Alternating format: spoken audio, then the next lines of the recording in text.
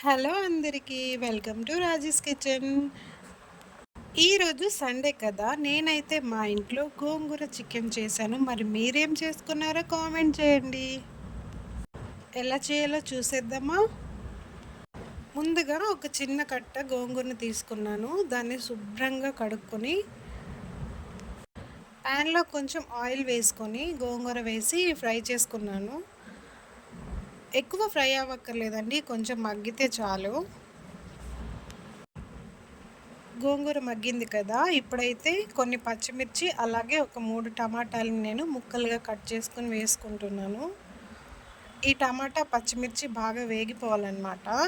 గోంగూర, టమాటా, పచ్చిమిర్చి 3 బాగా ఇలా ఫ్రై అయిపోవాలి. ఫ్రై అయిన తర్వాత చల్లార్చుకోవాలి. మిక్సీలో ఏంటంటే ఇలా పేస్ట్ చేసుకోవాలి. ఇప్పుడైతే మన గోంగూర చికెన్ ప్రాసెస్ స్టార్ట్ అయిపోతుంది. అయితే పెద్ద బేసన్ తీసుకున్నాను నేను బిర్యానీది. దీంట్లో ఏంటంటే మనకి వండడానికి కొంచెం సులువుగా ఉంటుంది, ఫ్రీగా ఉంటుందని నేను ఇది పెట్టుకున్నాను.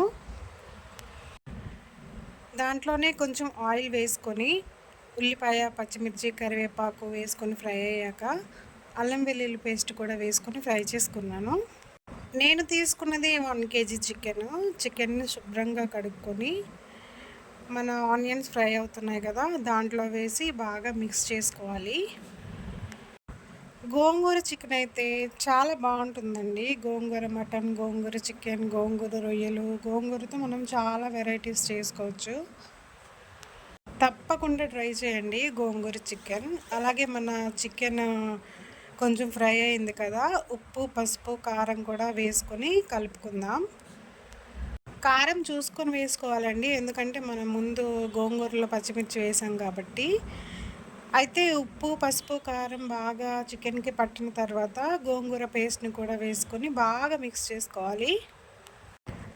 గోంగూర పులుపంతా చికెన్కి పట్టేటట్టు బాగా మిక్స్ చేసుకున్న తర్వాత మనమైతే కొన్ని వాటర్ పోసుకోవాలి. మనకి గ్రేవీ కావాలి కదా, అలా అయినా డైరెక్ట్గా తినేయచ్చు, కాకపోతే గ్రేవీ ఉంటే బాగుంటుంది.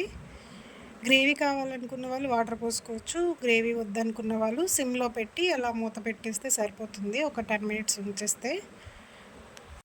ఇప్పుడైతే కూర కొంచెం దగ్గర పడిన తర్వాత ధనియాలు, జీలకర్ర పౌడర్ వేసుకుంటున్నాను.